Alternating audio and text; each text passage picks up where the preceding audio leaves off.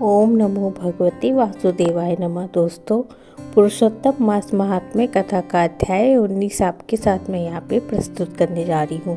श्री सूत जी बोले, हे तपस्वियों, इस प्रकार कहते हुए श्री नारायण को मुनि श्रेष्ठ नारद जी मुनि ने मधुर वचनों से प्रसन्न करके कहा, हे ब्राह्मण, तपोनिधि सुदेव ब्राह्मण को प्रसन्न विष्णु भगवान ने क्या उत्तर दिया, सो है तपोनिधि कहिए। श्री नारायण बोले, इस प्रकार महात्मा सुदेव ब्राह्मण के विष्णु भगवान से कहा। भक्त वत्सल विष्णु भगवान ने वचनों द्वारा सुदेव ब्राह्मण को प्रसन्न करके कहा। हरि भगवान बोले, हे द्विजराज, जो तुमने किया है उसको दूसरा नहीं करेगा। जिसके करने से हम प्रसन्न हुए उसको आप नहीं जानते हैं। यह हमारा प्रिय पुरुषोत्तम मास गया है। स्त्री के सहित शोक में मग्न तुमसे उस पुरुषोत्तम मास की सेवा हुई है। हे तपोनिधि, इस पुरुषोत्तम मास में जो एक भी उपवास करता है, द्विजोत्तम वह मनुष्य अनंत पापों को भस्म कर विमान से बैकुंठ लोक को जाता है। सो तुमको 1 महीना बिना भोजन किए बीत गया और असमय में मेघ के आने से प्रतिदिन प्रातः मध्य सायं तीनों कालों में स्नान भी अनायास ही हो गया।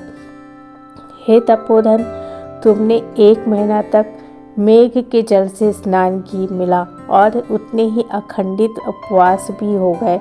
शोक रूपी समुद्र में मग्न होने के कारण ज्ञान से शक्ति से हीन तुमको अज्ञान से पुरुषोत्तम का सेवन हुआ। तुम्हारे इस साधन का तौल कौन कर सकता है। तराजू को एक तरफ पल्ले में वेद में कहे हुए जितने साधन हैं उन सबको रखकर और दूसरी तरफ पुरुषोत्तम को रखकर देवताओं के सामने ब्रह्मा ने तोलने किया। सब हल्के हो गए, पुरुषोत्तम भारी हो गए। इसलिए भूमि के रहने वाले लोगों से पुरुषोत्तम का पूजन किया जाता है। हे तपोधन, यद्यपि पुरुषोत्तम मास सर्वत्र है, फिर भी इस पृथ्वी लोक में पूजन करने से फल देने वाला कहा गया है। इससे हे वत्स, इस समय आप सब तरह से धन्य हैं, क्योंकि आपने इस पुरुषोत्तम मास में उग्र तथा परम दारुण तप को किया। मनुष्य शरीर को प्राप्त कर जो श्री पुरुषोत्तम मास में स्नान दान आदि से रहित रहते हैं, वे लोग जन्म जन्मांतर में दरिद्र होते। इसलिए जो सब तरह से हमारे प्रिय पुरुषोत्तम मास का सेवन करता है, वो मनुष्य हमारा प्रिय धन और भाग्यवान होता है। श्री नारायण बोले, हे मुने, हे जगदीश्वर हरि भगवान, इस प्रकार कर गरुड़ जी पर सवार होकर शुद्ध वैकुंठ भवन को शीघ्र चले गए। सपनीक सुदेव शर्मा पुरुषोत्तम मास के सेवन से मृत्यु से उठे हुए शुकदेव पुत्र को देखकर अत्यंत दृढ़ प्रसन्न होने लगे। मुझसे अज्ञानतावश पुरुषोत्तम मास का सेवन हुआ और वह पुरुषोत्तम मास का सेवन फलीभूत हुआ, जिसके सेवन से मृत पुत्र उठ खड़ा हुआ। आश्चर्य है कि ऐसा मास कहीं नहीं देखा। इस तरह आश्चर्य करता हुआ उस पुरुषोत्तम मास का अच्छी तरह पूजन करने लगा। वह सपनीक ब्राह्मण श्रेष्ठ इस पुत्र से प्रसन्न हुआ और शुकदेव पुत्र ने भी अपने उत्तम कार्यों से सुदेव शर्मा पिता को प्रसन्न किया। सुदेव शर्मा ने पुरुषोत्तम मास की प्रशंसा की तथा आदर के साथ श्री विष्णु भगवान की पूजा की और कर्म मार्ग से होने वाले फलों में इच्छा का त्याग कर एक भक्ति मार्ग में ही प्रेम रखा।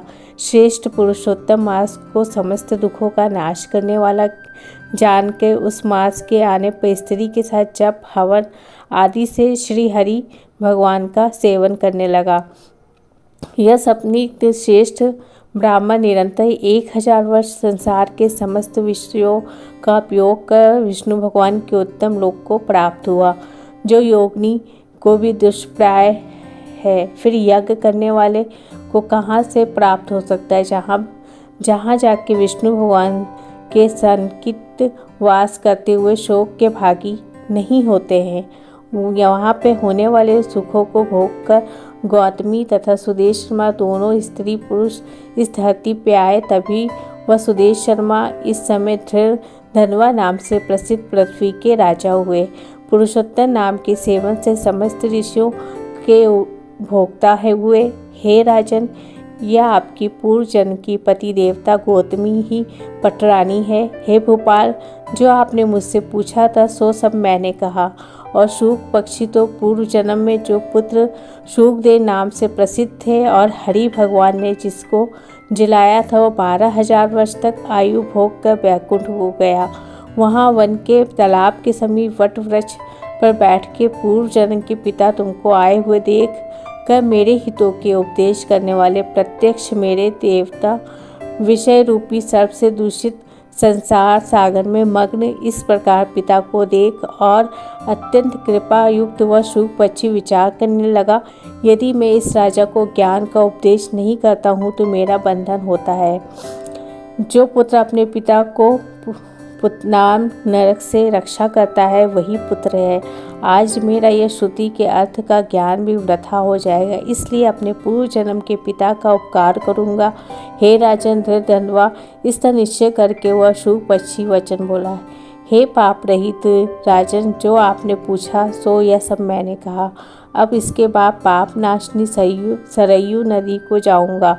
श्री नारायण बोले। इस प्रकार बहुत समय तक उस प्रसिद्ध यशस्वी राजा धृतधन्वा के पूर्व जन्म का चरित्र कहकर जाते हुए वाल्मीकि मुनि की प्रार्थना का असंख्य पुण्यवान राजाओं का राजा वाल्मीकि मुनि को नमस्कार करता हुआ बोला।